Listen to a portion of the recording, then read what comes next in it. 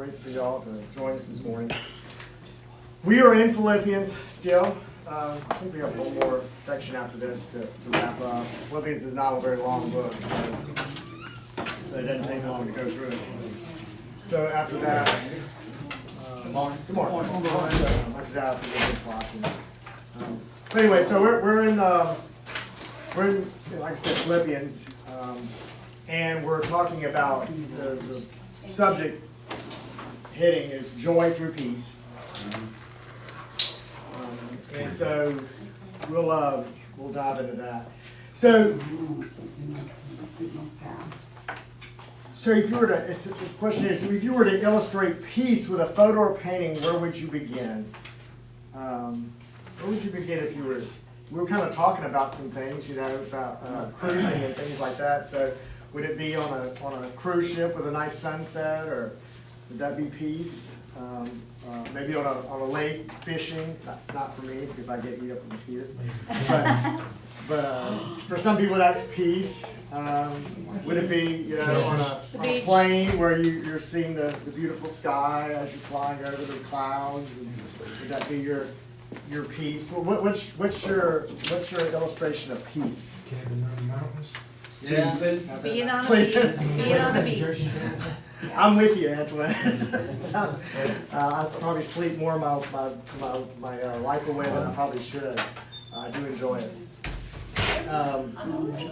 So I mean, peace is different for all people that you ask. But as a believer, we get our peace from the Lord. I mean, that's where our peace and our joy comes through that. And joy is something that's not circumstantial. It's something that is, it's a feeling of no matter what the circumstances and how bad it is, that it's going to be okay. It's just that joy. It's that feeling of a sense of even in the midst of the storm, it's going to be okay. It doesn't mean that you're not going to be anxious. I think anxious is not necessarily a bad thing.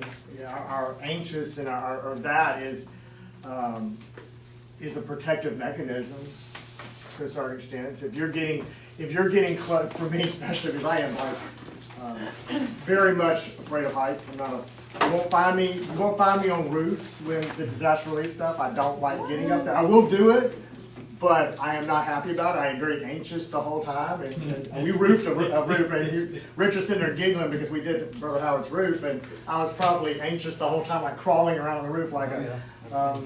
But for me, that's that anxious, that getting to the edge, is that protective mechanism in me that's saying don't watch where you are. You're gonna fall if you go any further.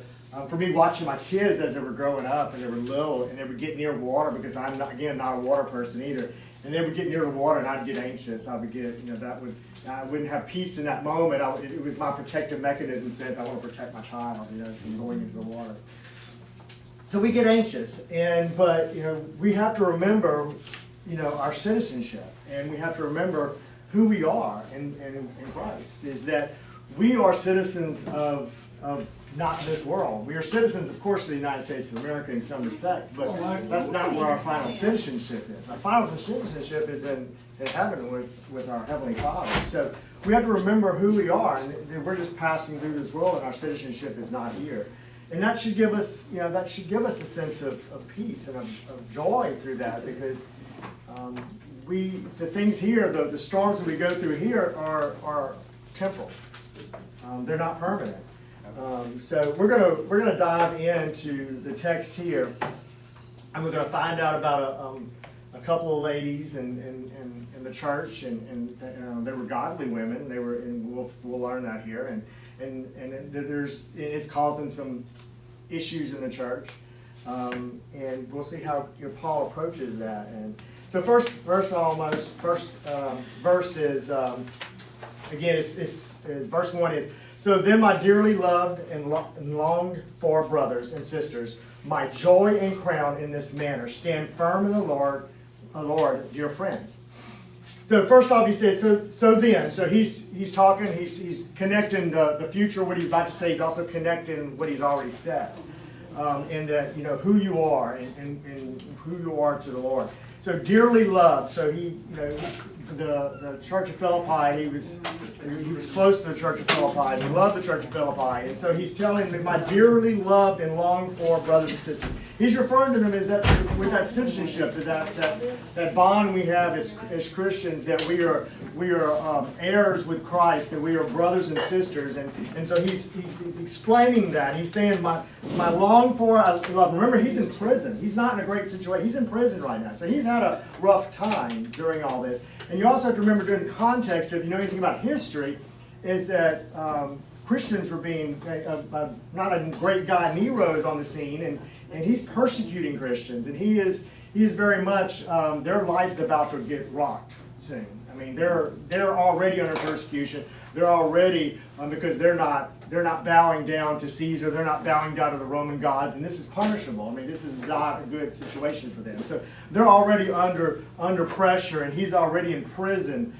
And so and he's preparing them because it's going to get worse. It's not going to get better. The situation is getting worse, and it's going to get worse, and he knows that, and they know that this is coming into it. And so he's refreshing them and letting them know that their citizenship is not here. That they're brothers and sisters, they're heirs with Christ, and that their salvation, their walk with Christ is his crown, it's his reward. That his reward is that seeing them develop in Christ and then move on and spread the gospel out. That is his joy. That is where he is getting his reward for that.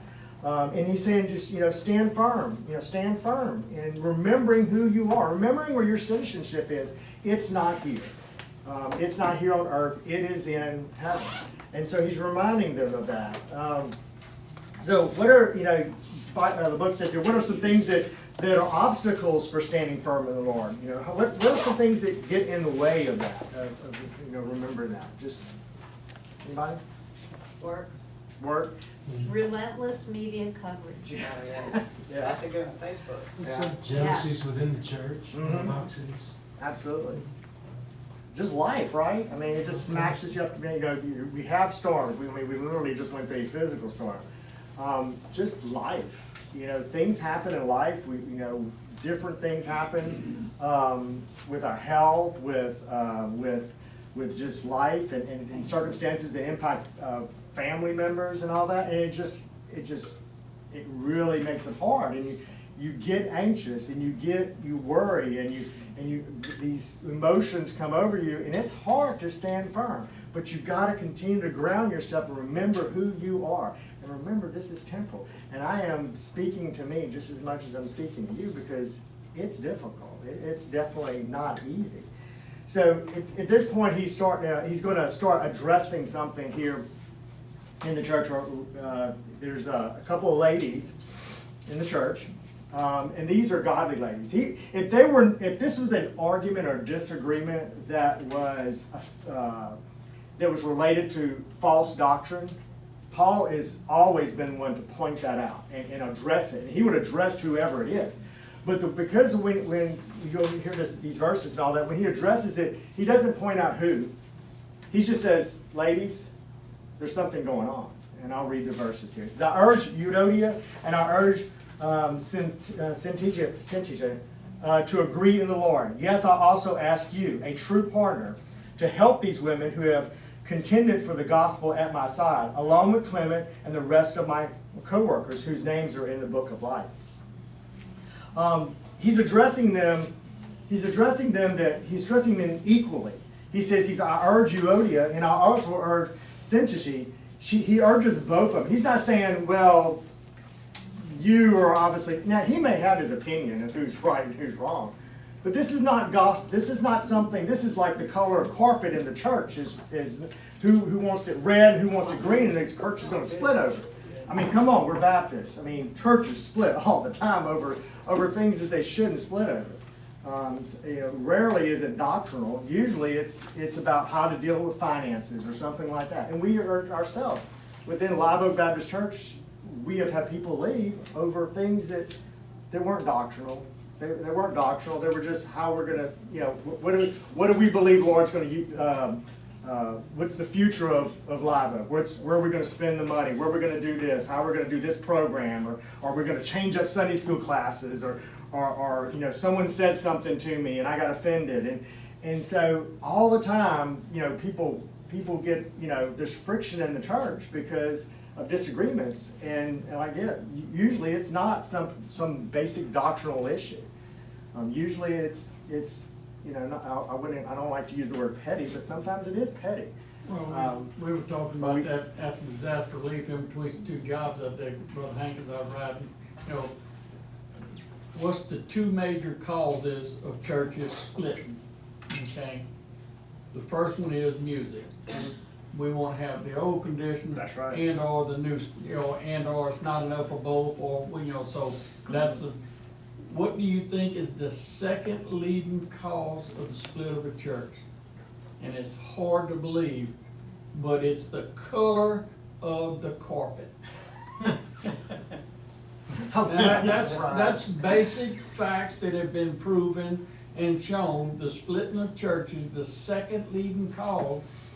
And if you don't think it ain't petty, the color of the carpet. I really don't like this brown floor. And if we don't get it painted black, I'm not coming back next Or the week. You know, pews and the and seats. that's the way people have it.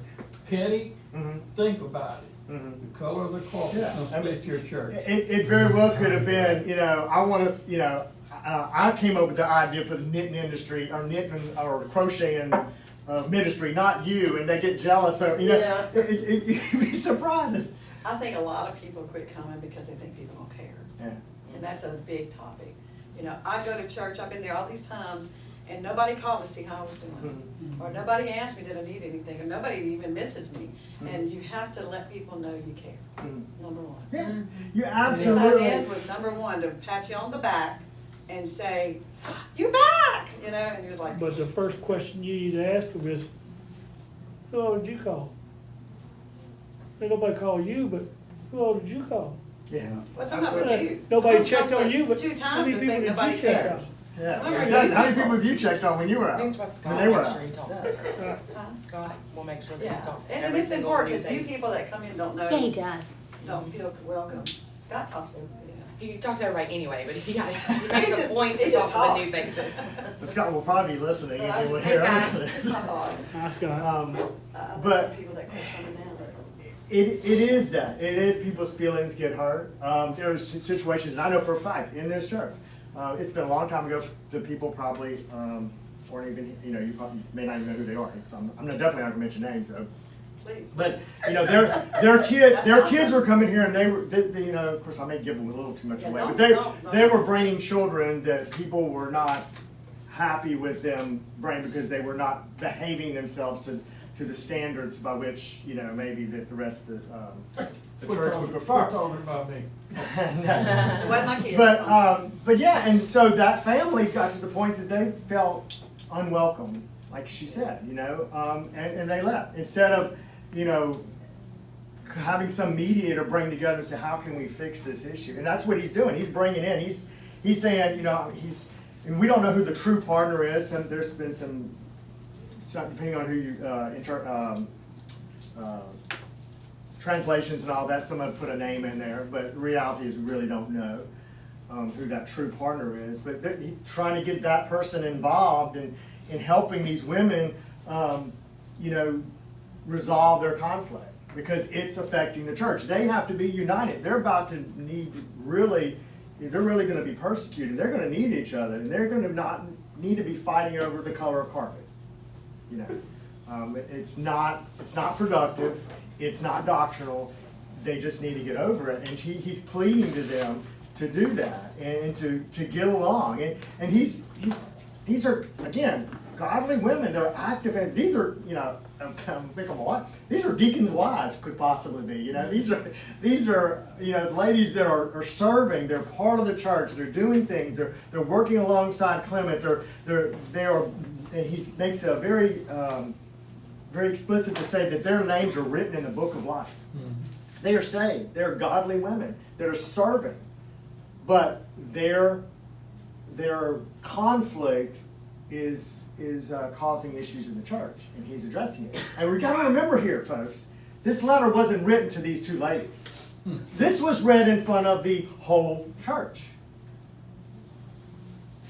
So this letter is sent. I mean, it's got to be a big issue enough to the point that he's calling them out publicly. It's like if I wrote a letter to Live Oak, and Brother Johnny read it out loud because I was out of town, and I point out two ladies in the church that are disagreeing, and this is what he's doing. Or Brother Howard was out of town, for instance, being a former pastor, he's writing back because he shepherded this church. He's writing back to Johnny. And Johnny reads this letter in front of Live Oak, and it points out, because I know these two ladies get along, so I'm like, we say it's Tina and Cindy, and they're in conflict, and he reads their names out. I thought I knew. Tina was offended. Tina was offended. So that's what he's addressing here. He's addressing that conflict. She agreed with you. She agreed with you. It's okay. They agreed with me that I was wrong in saying that. So it's conflict over. I'm short. Yeah. But anyway, so that's what he's addressing. He's addressing something that's affecting the body. And just remember that when you're having conflict within the church, it doesn't just affect when someone leaves. It affects us all. I mean, because that's a worker. That's hands and feet that have no longer there to help in the ministry. They've moved on, or hopefully they've moved on to another church. And it seems like it's never just that one person that leaves. Right. It's Right. several that go with them. Yeah. We had a and sometimes it's both. And reality is sometimes it's like you said, they drag people along with them. We had an incident here where some folks related to and the other thing that divides people is finances. It's just I'm gonna say this and I'm end up serving on the finance committee, but stewardship committee, but dealing with the money and stuff like that is difficult. The only other one is is just as difficult as personnel, which I have served on for a long period of time. It's difficult when you're dealing with issues like that, and we've had they just disagree with again, not doctrinal, nothing doctrinal. It's just like, well, should we be conservative with the money and make sure we don't spend a lot, or do we trust the Lord that He's leading us this way and we want to spend? And then they have this rift over that, and because they don't get their way, or they don't think that it's the way, instead of just agreeing to go along with the majority, well, I was right and they're all wrong, they leave, and then you got this division. You also have to look at it, in the biblical order, ladies wasn't allowed to speak in church. Right. So guess what? This was being done by the church, but outside of the church, and the community was hearing about this, and more so that, men never gospel. I want you to understand that. We just tell Never. stories. Okay, there's a difference between gospel and telling stories. That's right. Absolutely. So this was being spread through the community. Put a Okay, bad name on God. and that's what it was doing. It was bringing the church down, not the ladies. It was bringing some of the men down too, because they're hearing this. And if you ever stepped into a conflict and that you wasn't supposed to be in, try to straighten it out, it ain't. Well, we'll get to that in a little bit. It ain't a good thing. So that's what Paul's doing. He's trying to say, hey, look, quit sharing with the community your problems. Share Jesus Christ, and that will solve the problem. So, kind of in that sense, he was saying, hey, too much is being said outside of the church. Absolutely. Again, remembering your citizenship and what your purpose is, and what your goal is. Verse 4. Rejoice in the Lord always. I will say rejoice. Why would you think he would repeat that?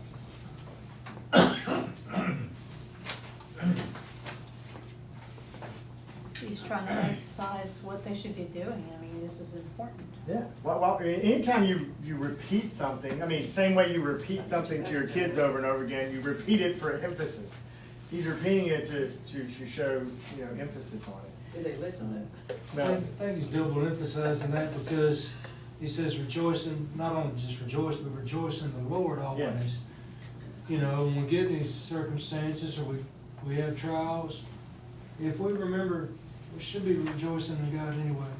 He's got it under control. It didn't take him by surprise. It takes us by surprise, but God is he already knows what's happening. And he's already got a way out. He's already taken care of it. And we forget that. And if we're rejoicing in the Lord, it means we're focusing on him, not the situation. And it just, all the way around, it just makes a better situation. And it doesn't mean it's gonna be easy. It ain't gonna be easy. It ain't always easy to It's rejoice always in difficult. the Lord. Especially in difficult times. But it sure helps to know, And you gotta, if you don't stay focused on him, you'll fall. yeah. That's why I said people that don't know God, I don't know how they handle things. A lot You know, of I've been to a funeral a while back and they're just like, you know, I could tell the difference, you know. Oh, yeah. It's sad. It's very easy to get overwhelmed in life. And you just have to remember, and you know, guilty as charged. It gets overwhelming and we forget. You know, we forget about our citizenship. We forget about those things, and we focus on the now instead of the forever. And a lot of people focus on tomorrow. My mother, for instance, she worries about tomorrow. She's not worried about today so much as what's gonna happen if I don't do this? What's gonna happen if the weather comes bad? I mean, what's gonna happen if Ida comes? I mean, it was so much, she worries about the future instead of enjoying the day and focusing on God that day. And keep saying, Mom, God's gonna take care of it, and he always does. Robs all the joy. Yeah, you can't worry The about worry. what's ahead. You have to worry about today. I mean, don't even worry, just give it to God, you know? It's hard. Yeah. It's easier said than done, isn't it? Yeah, it is. Well, we need to plan, but we need to plan to worry about what we're worried about. Yeah. Yeah. And it's nothing wrong with having goals and thinking ahead. I'm just saying, it's like a distrust when you don't focus on God and you worry about something. I'm guilty myself, but, you know, sometimes you have to say, okay, God, I can't fix this. It's all in your hands. In the midst of the storm, it's so hard to see the rainbow. That's true. It's really easy, you know, I've had my share of storms through life, and God's been very gracious, but in the midst of those storms, it didn't feel like it was gonna be all right. And a lot of times, that is why it's so important to have a Christian friend that will redirect your focus, pray for you. And even if it is focusing on it, I mean, even if it is something you can't shake off in that moment, that Christian friend can still encourage you to a point where just let you know it's gonna be okay. You know, praying with you, giving you strength, iron sharpens iron, you know. But yet, as opposed to a non-Christian friend, somebody worldly, they can make it so much worse and build on it, you know, and next thing you know, they're encouraging, you know, just lay in the dumps and die, you know, like Job's friends. But when you're a Christian friend, not you the know, kind of friends to it just have. helps to have that, Yeah. that support. Support. And it's, you know, it's okay to be a human being. Mhm. It's okay to be a human. God knows we're human. He's quite aware of our frailty, of our emotions, of our lack of being able to deal with things. That's okay. Let it be known to Him. You know, lay it at His feet. You know, allow yourselves to say, you know, it's okay to tell, well, I don't understand. I don't get it. I don't understand. I don't know why. But I trust you that you know why. And that alone gives me And then there's joy. hope for the future that one day we'll be. Doesn't mean that hurt's gonna go away. But you know that there's a purpose behind it, and it'll all work out if you remember your heavenly citizenship.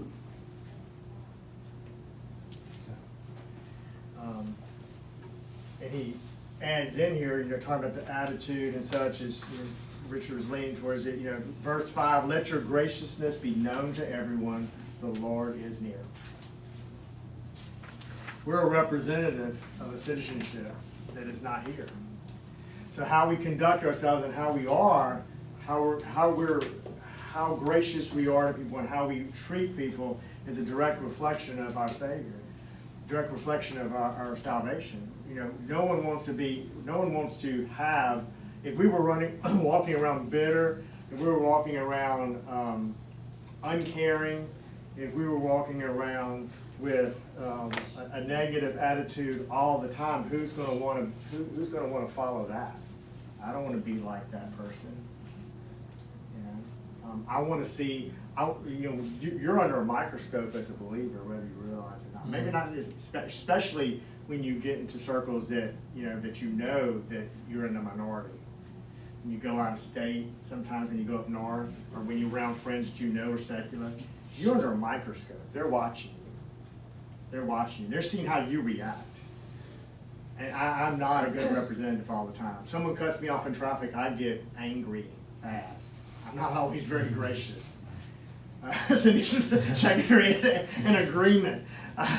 Sometimes I I don't wonder curse if that's them, a but Satan if thing. I could curse, I would curse, I would. We all got our bad. Do it. Yeah, but the blessings you're giving are not the good blessings.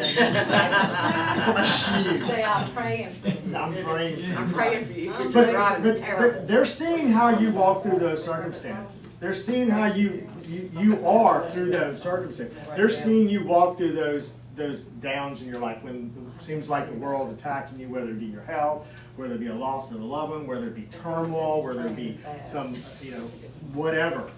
They're looking at you and they're seeing how you handle those situations, and that is, you're being a model. You're being a model for Christ. I went, and to give you an example, and I'm not patting my back. This is all God, none me. I 100% guarantee you.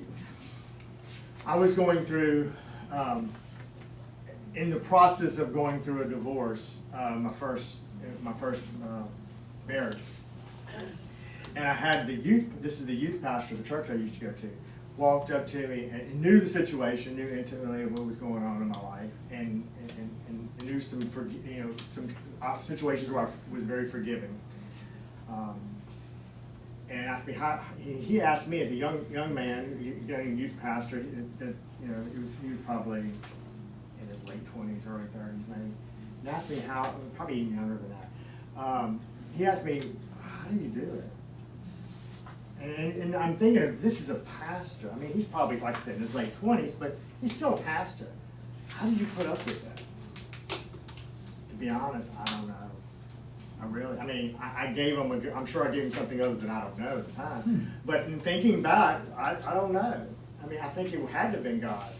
And I know it was God in the situation, because it wasn't my normal nature. I'm not always a forgiving person. I'm human, like the rest of us. But at that point in time, it was all God. It was not me. And that's how we have to ground ourselves in what we are. When someone's going through a life-changing situation, and you just have some peace about it through it, that's a testimony you can't imagine. You can't talk to them enough. You can't share enough of the gospel and bring them the Bible and read verses enough that'll give them more peace than seeing you go through it and how you're able to handle it. That is more witness than anything. They see that, and they just like, wow. How? And that's when they prompt you. That's the best time, because then they're going to ask you, how are you doing? How are you dealing with this? How are you dealing with this, Richard? And what do you get an opportunity to do now? It ain't me. Yeah. It's the Lord taking care of it. Yeah, I'm trusting in something beyond me. I It think ain't God me. puts people there, that's their guardian angels. Yeah, and if I they think God really, puts people there when you're going through trials and stuff. Because every time I've been through something, I've had someone support me. yeah, and sometimes even especially if they know you and you're going through and they see you, that's even better, because they know you normally wouldn't react that way. That's not your normal personality. And then it's like this peace comes over you. When I get anytime I've been in the hospital for surgeries or or emergency rooms and all that. Now, I will grant you, some of it is the opioids that they're pumping into my system to a certain extent that makes me a little happier. But I try not to have a bad attitude when I'm going through a bad situation, especially when it comes to health.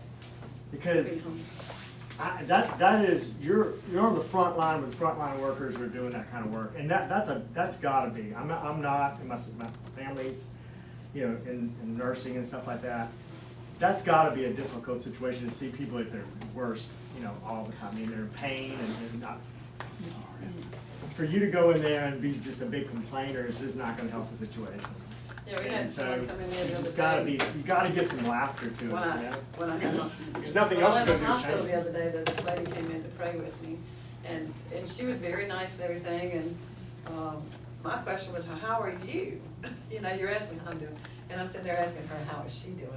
Cause she's going to see all these people and hearing all their complaints, Mhm. and I thought, that takes guts to walk into a room and say, can I pray for you? But Yeah. it was She was a very chaplain humble. at the, Yeah, Banner really nice Show. lady.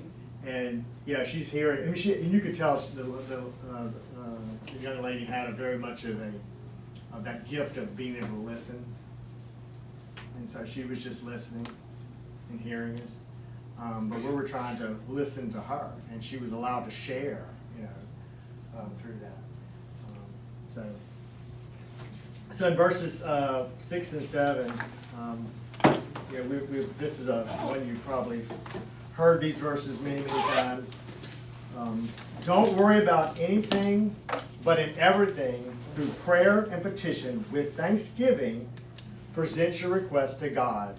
And the peace of God, which surpasses all understanding, will guard your hearts and minds in Christ Jesus. Don't worry about anything. Well, that's easy to say, isn't it? Easy to say. Don't worry hard to about do. anything, huh?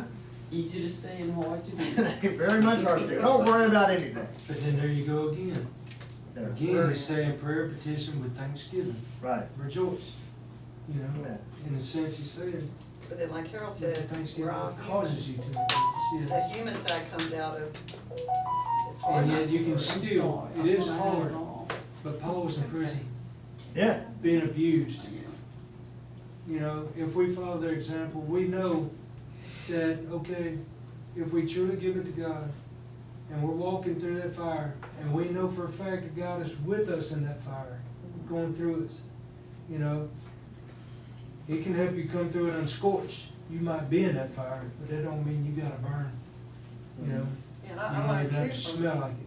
from some of my past incidents, that God must have had that happen, I mean, this is just my output, so I could reach someone else that's going through it. You know, when I went through my divorce, I found out, like, hey, I can reach someone else that's suffering. When I had other issues come up, I found out there was people in the church had the same issues, and it's like, maybe I could be there for them, because God put me through it and carried me through it and got me stronger, Mhm. that I could help someone else. Yeah, it seems And I don't like know most why. of the time, It's not that's what I wanted. the thing. Yeah. Most of the time. Yeah, you've heard me say this before. Never waste transgression. Never waste a situation, a bad situation in your life. You know, because it's there for a reason. It may not be there for you to experience it. You may come through it, you know, and have something brighter on the other side. But you can also be a witness to that situation as, you know, with someone else. I mean, I've had that opportunity through, you know, again, Cindy and I both been through divorces and all that, and I've witnessed to several, even within the church here, people that have gone through a divorce and same situations, eerily the same situations, like, you know, Some like people did go almost through the it. same, very similar details. And that's not by coincidence, I don't believe. I mean, my trials and tribulations was not for you know, waste. Wasn't fun during the period, that's for sure. And even looking back, you know, thinking back on it, wasn't fun. By no stretch of the imagination, but we, again, remembering where our citizenship is, and what we're being prepared for. I don't know what God has in store for us after we step into His presence. I don't know what He's preparing us for. But You know. sometimes you go through some of the roughest times to take, like you said, to be standing there, because, Sue had went through so many different things and been hooked up to so many different machines and stuff that, you know, and how you say, at the point of death so many times that, you know, not saying it wasn't nothing on me, but it was understanding that, hey, you know, if she comes through it good, if she doesn't, okay, you know. But when my uncle had an aneurysm and his stomach busted, okay, when we went to the ICU, there was about 45 people up there. Well, ICU at 2 o'clock in the morning don't let people come in, but they allowed everybody to come in as a group. Well, my aunt had asked me if I would go in there first with her. And when I walked in, before we ever got there, I told her, I said, now, Aunt Oop, you got to realize now, he's gonna be hooked up to a whole bunch of stuff because they're working on him. And I explained some of the stuff before we ever got into the room, and when we got in there, he was hooked up to a pile of machines, okay? And they knew basically he was dying, so that's the reason they was letting everybody come in. So when I finished walking her through all that, as I'm walking out, the nurse grabbed me and says, would you stay in here? And I go, okay, you know, and as each group come in, I would explain to each group basically what was going on in a calming way, you know, that, you know. And when I walked out, you know, the final one walked out, the nurse told me, said, thank you so much. I said, for what? She said, we ain't never had people come in and all hollering and screaming, you know, you were just as calm as you could be, and you had a common effect on everybody that come in here.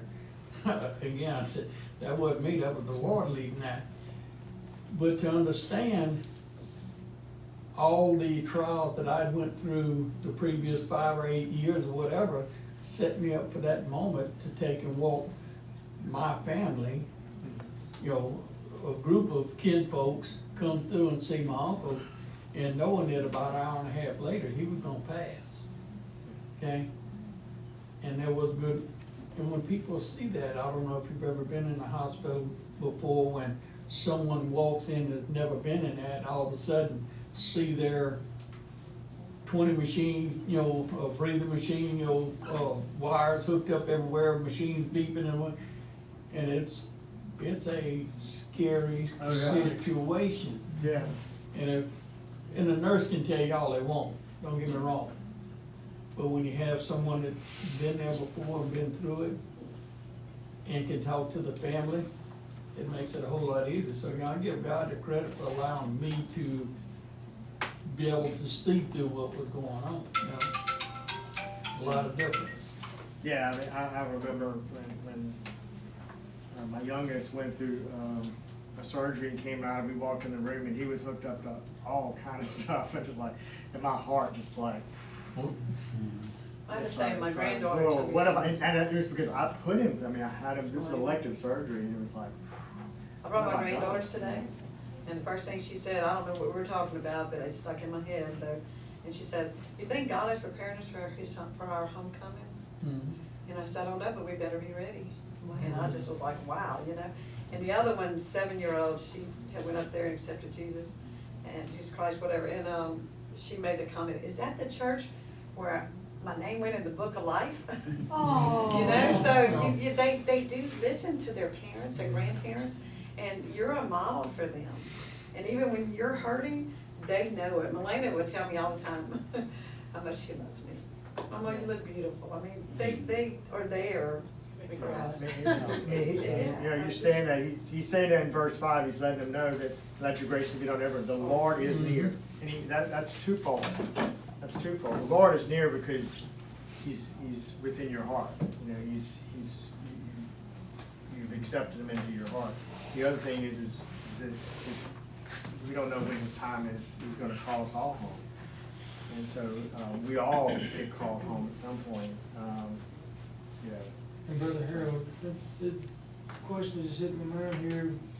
We're talking about us going through things, you know, throughout our life. If our life was all hunky-dory, would there be a witness to nobody? You know, every experience that God allows us to go through is meant so that we can help somebody else. Because if we really believe that our citizenship is in heaven, and we're thinking about trying to help each other out all through the life, and more people the more you go through, the more you're gonna reach.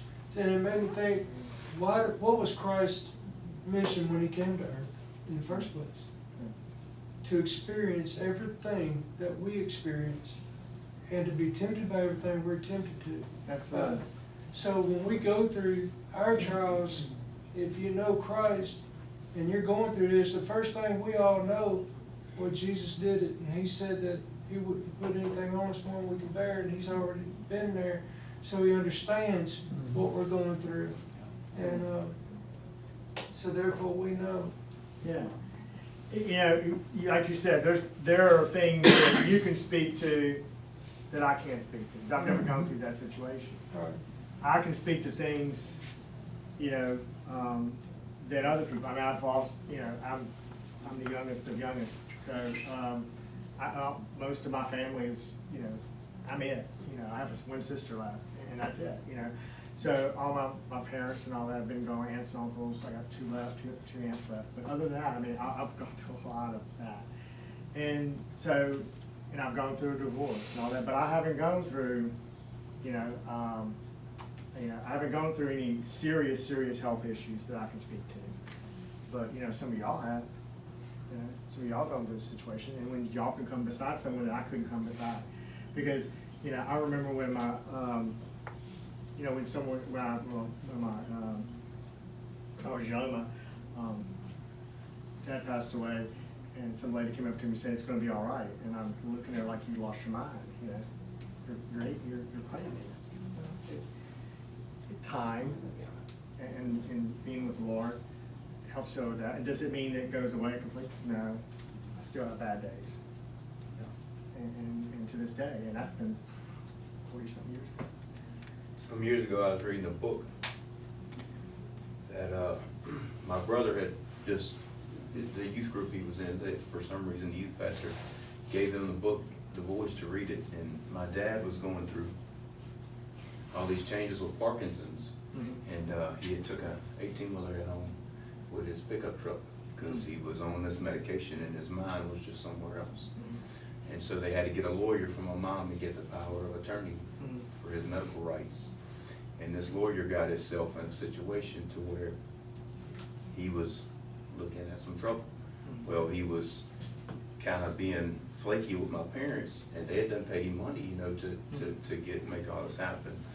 And he was representing them with Allstate and just a bunch of, long story short, through that book and through some situations of my own, I was able to contact the guy, which had nothing to do with, it was because of my dad's situation that I had to contact him, but that wasn't the reasoning for it. And in the long run, I was able to put that book in his hands, and even though the guy a year or so later had took his life, there was just that situation of where I felt God was leading me into putting this book in this guy's hand so that he could get some relief from the issues that he was going through in life. Yeah, absolutely. I mean, don't let the situation, you know, you do this with your children. You hope it doesn't always work, but you hope that your life experiences you'll be able to pass on and have them not make the same mistakes that you made, kind of situations. You know, You we don't try know to. anything. It doesn't work We don't know always. anything. Doesn't work always, but you try. So in that same vein,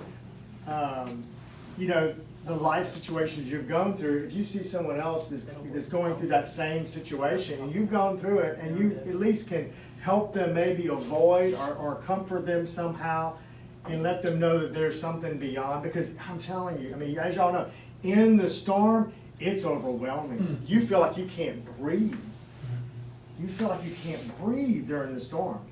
But then you get your breath, and you're able to come along somebody, you know what, I got a second breath. It's not good, it's not great, but it's a breath. And you're gonna get that breath, you're gonna get that second breath too. And in time, we'll walk through this together.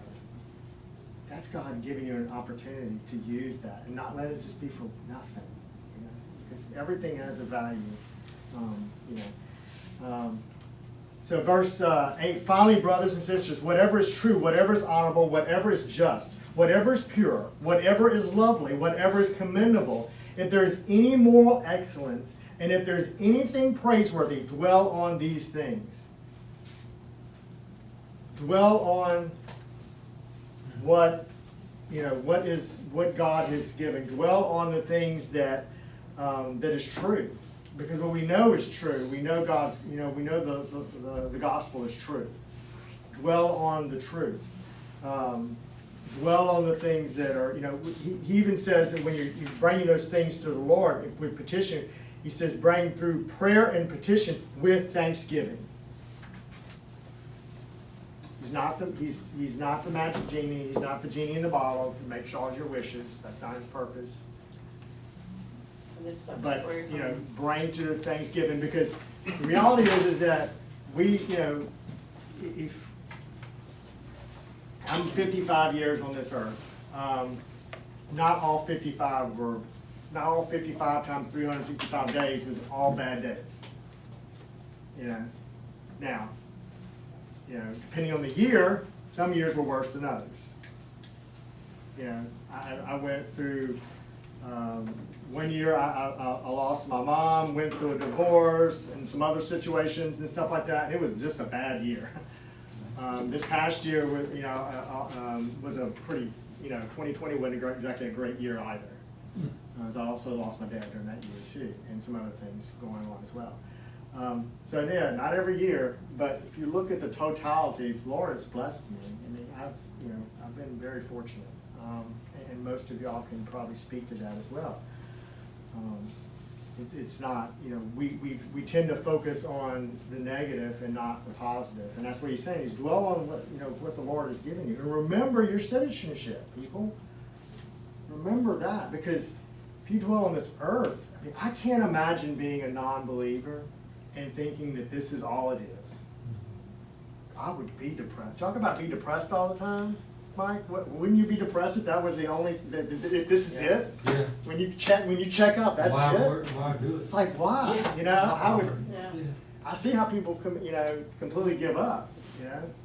If that's all it is, if this is all it is, and I won't ever have the ability to experience something beyond this with Christ and with past family, I'd be checking out. No rainbow at the end of the storm. Yeah. No heaven at the end of the line. I mean, this is No hope. No hope. And he's verse 9, do what you have learned and received and heard from me and seen in me, and the God of peace be with you.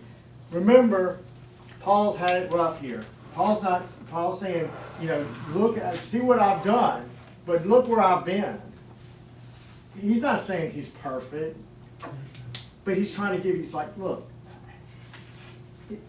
mimic Christ, of course, but look, I'm doing this as well, and see how it's effective. Now, if you look at Paul, you think, well, this is a complete waste, because Paul dies a martyr. Paul dies a very difficult death. He doesn't live to be 85 years old or whatever and go home peacefully.